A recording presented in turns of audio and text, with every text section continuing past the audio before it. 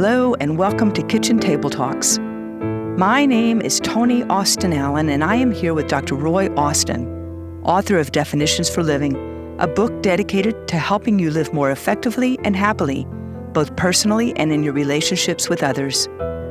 A number of years ago, Dr. Austin compiled numerous articles which he had written to assist his clients into what is now his book, Definitions for Living, making sense of words and ideas that define our lives.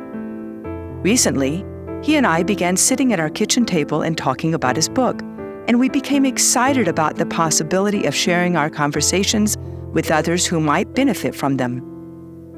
The podcast you are about to listen to are the product of the recordings we began making of our conversations.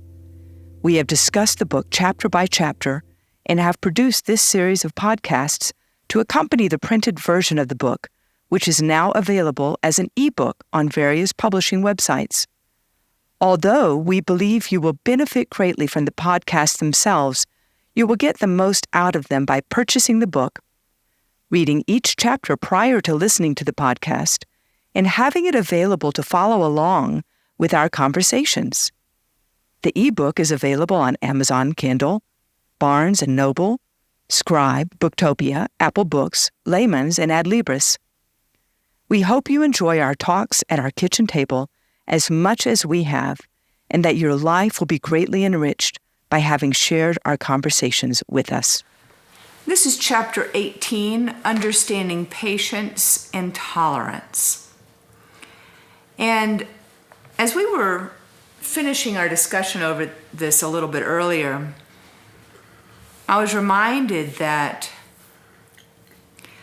this idea of really understanding the definitions of words can be an incredible turning point for us in understanding what it is we're doing in our life, because we find ourselves in so many different challenges and frustrating situations. And if we just understood what was really going on in terms of these words, people say it's just semantics.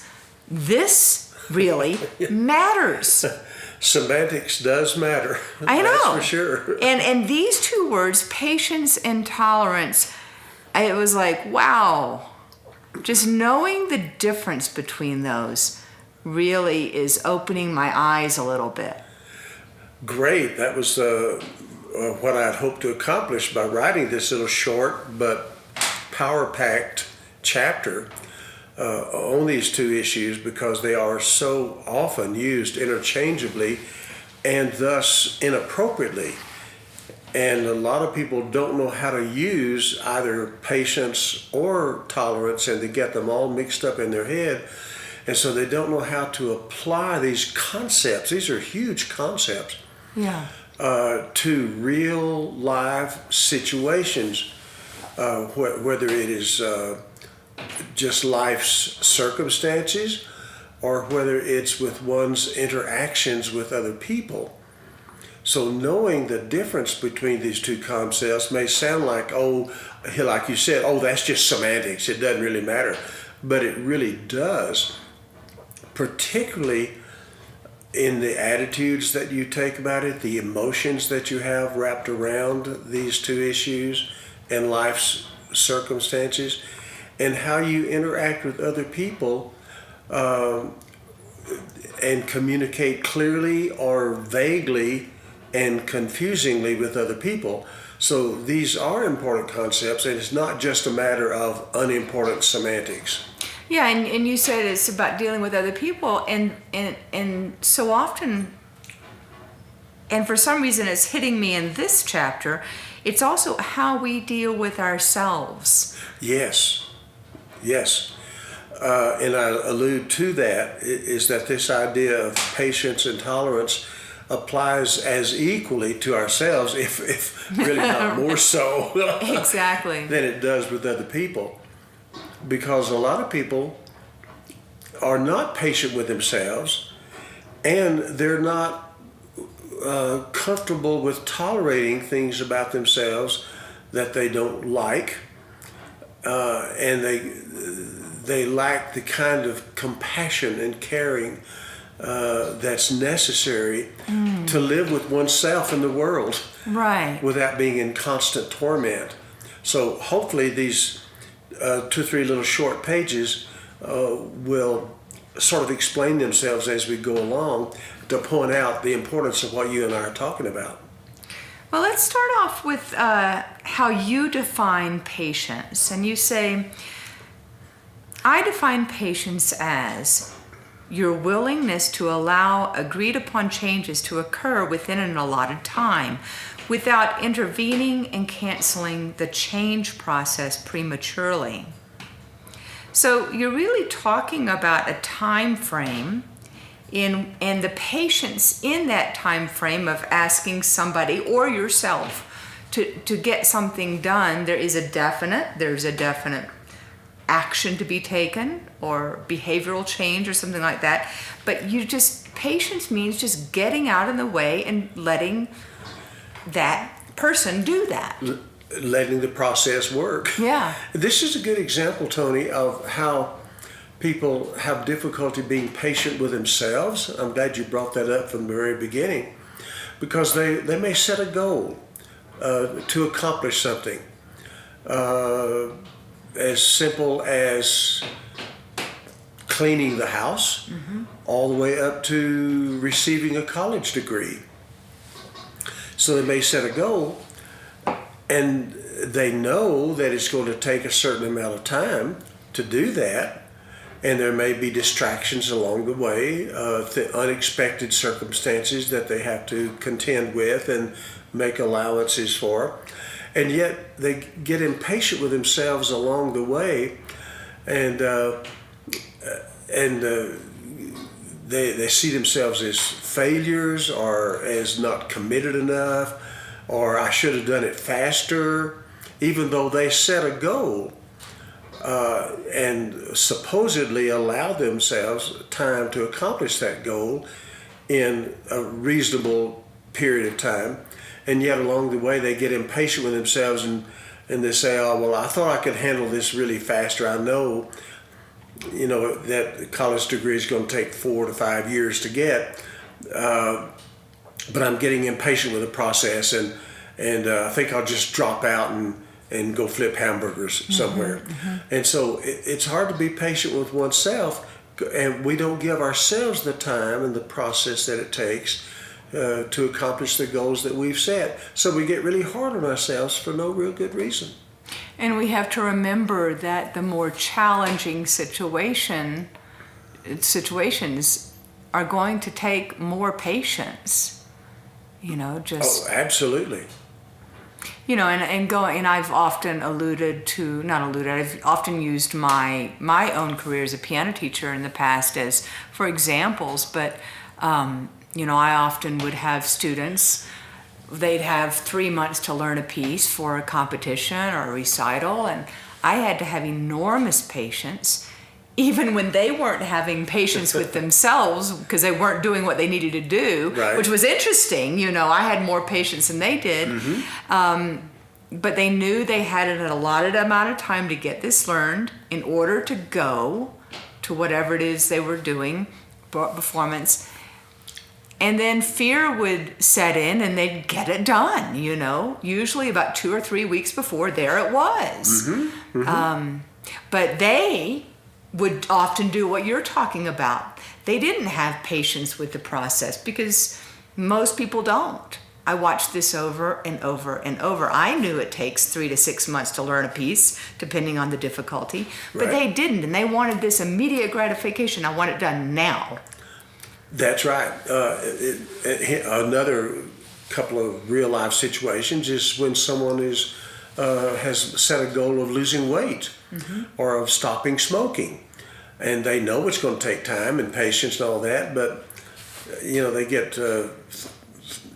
5 days into it and they want that cigarette really bad, or they want that snack really bad, and they give into it and they say,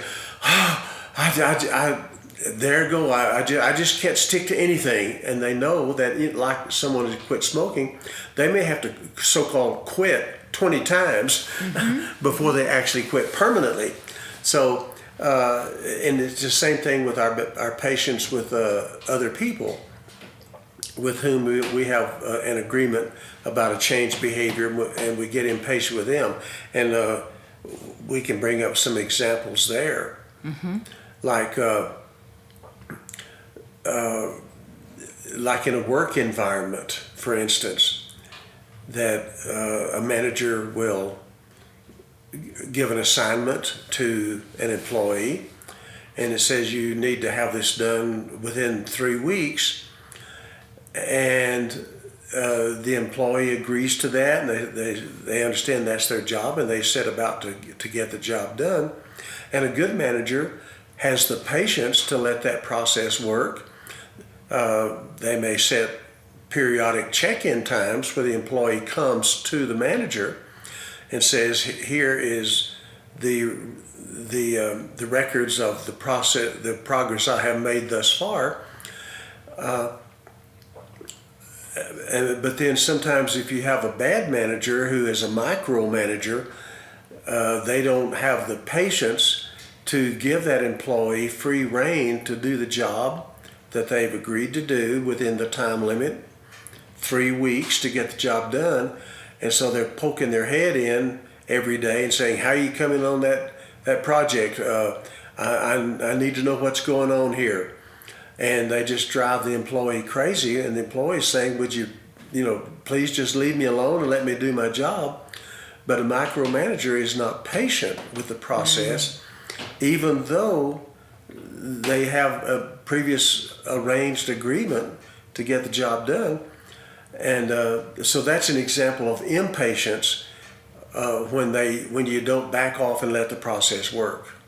Well, it's a good point, because in order to have good patience, you also have to be willing to let that person fail.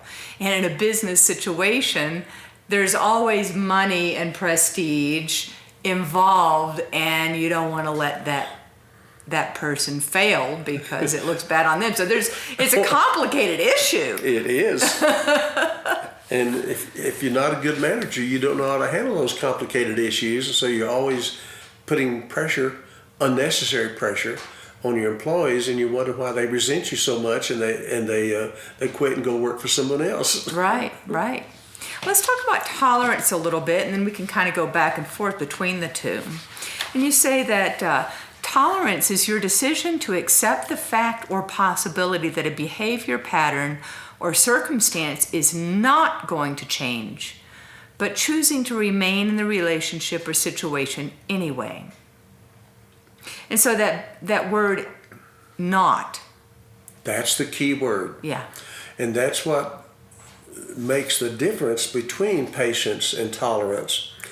As in the definition of patience, it involves the anticipation of change.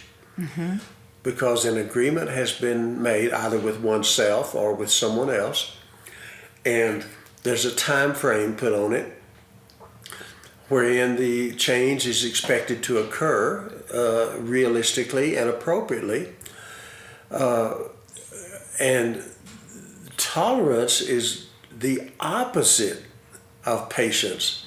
It is circumstances where one does not expect change. And this is where we use the little phrase where I have to put up with something, or just be willing to, quote, live with it as it is. And that's the difference between these two, and they're very, very important differences.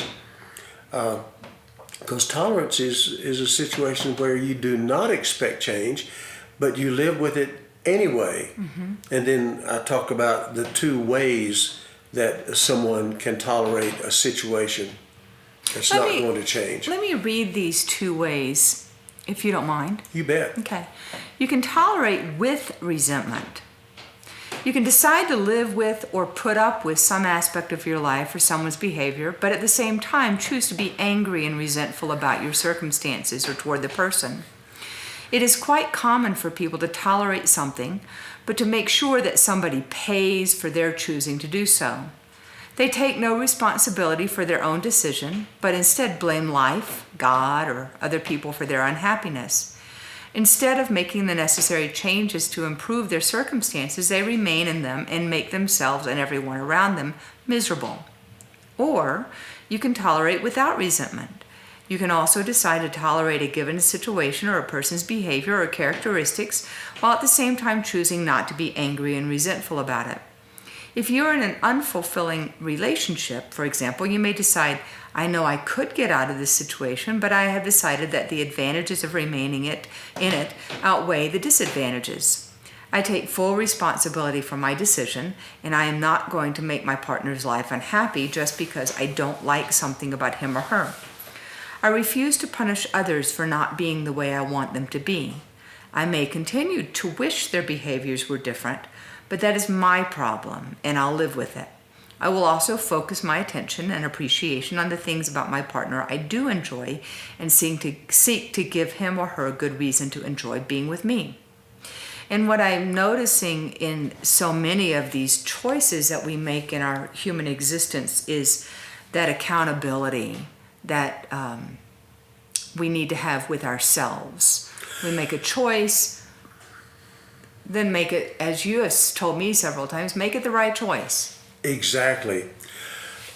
In both of these circumstances, either patience or tolerance, that issue of accountability is at the core of this chapter. And that's very, very important. I'm glad you brought it up. Another word that we can use for it is responsibility. Mm-hmm.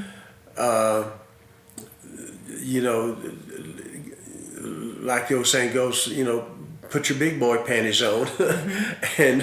and live with the situation. So if you're going to be patient, then you need to say, I am taking responsibility for my need to back off and let the process work without micromanaging it, like we talked about earlier. And the same is true in tolerance. If you're going to tolerate something, then own that as your decision. Think about it, evaluate it, and decide whether the benefits, either real or hoped for, outweigh the disadvantages of staying in that situation. And don't make yourself or other people miserable just because you decided to put up with something you don't want to really put up with, but you choose to do it anyway. And so there's no good reason to make yourself or other people miserable by having a sour attitude toward it. So with either of those decisions goes the responsibility to make the best of the situation and not make it worse by a lousy attitude. I'm thinking of parents with teenagers, and in many cases with teenagers you have to have both, because it is a teenager's job to have a bad attitude. I think that is their job in life. Most of them. Now, the parents out there who have teenagers who don't, you're lucky, but most teenagers have a bad attitude. That is so true. and so as a parent, often you hear that they want them to do a chore, take the trash out or clean their room or do their homework, and they give them an allotted time. The trash is coming, I need you to get it out now or in the next 3 hours.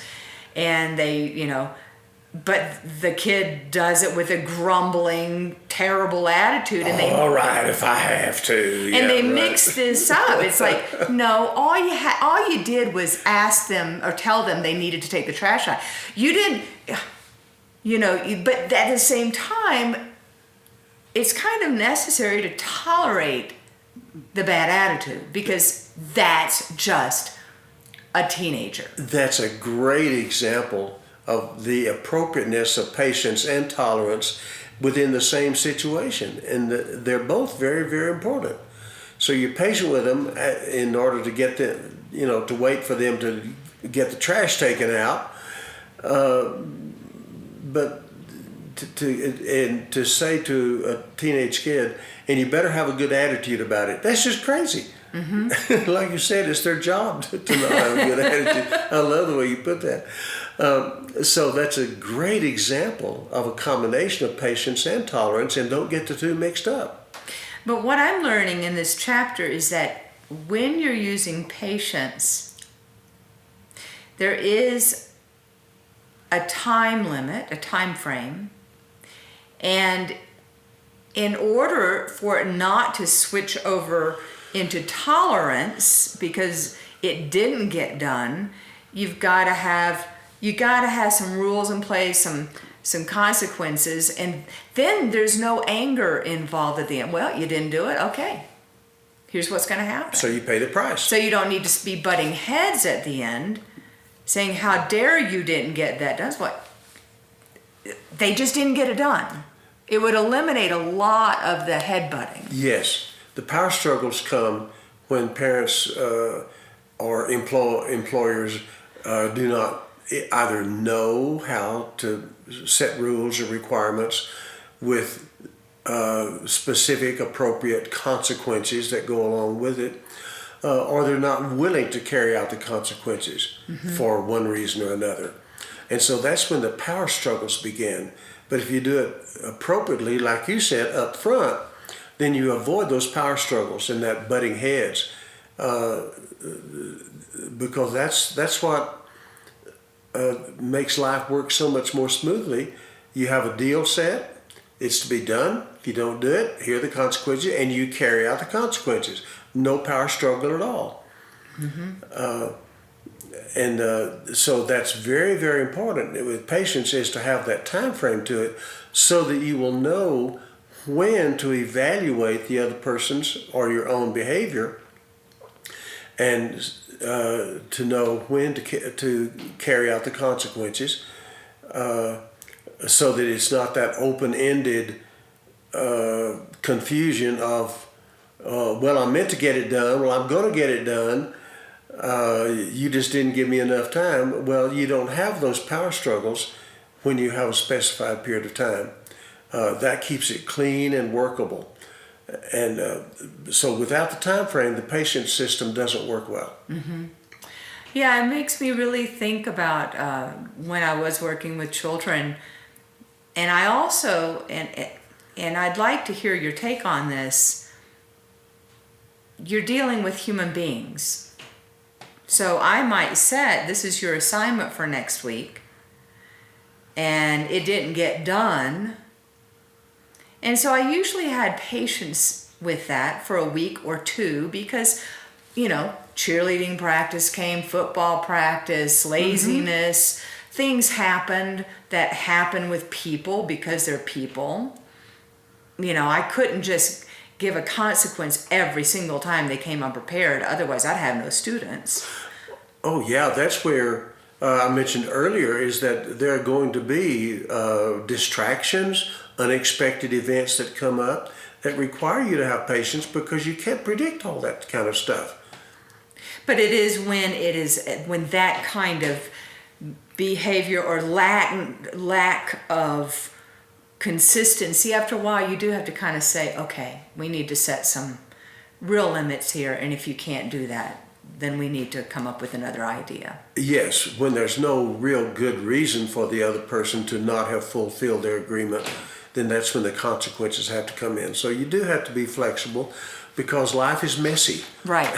And you have to account for that and make allowances for it. But I'm really seeing that if we understand these two different words clearly, a lot of what you call the power struggle can be eliminated. It takes care of that. And also it eliminates a power struggle within oneself. If you're in a situation, whether it's like if you're in the role of a caregiver in a difficult situation that's not going to get better, probably going to get worse, and you agree to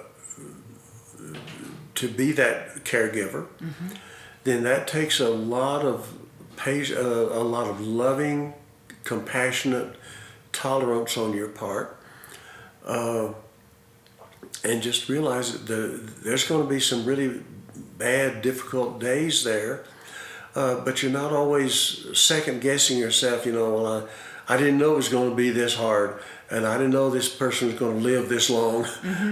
I thought they wouldn't be here 6 months from now, and here again it's a year and a half, and I'm still having to take care of them. And so you say, I really made a bad mistake, and I should have known better, and so they beat up on themselves. And there's no good reason for that. Is that you realize in a situation of tolerance, there are a lot of factors you have no control over, and if you decide to tolerate it, you say that's part of the package that goes with it. And if it gets to the point where it becomes literally intolerable, then you change the circumstances. You make other arrangements if you can. So the decision to tolerate something requires that you don't have resentment toward yourself as well as toward others if you decide to put up with something you'd rather not have to live with, because that is a huge part of real life.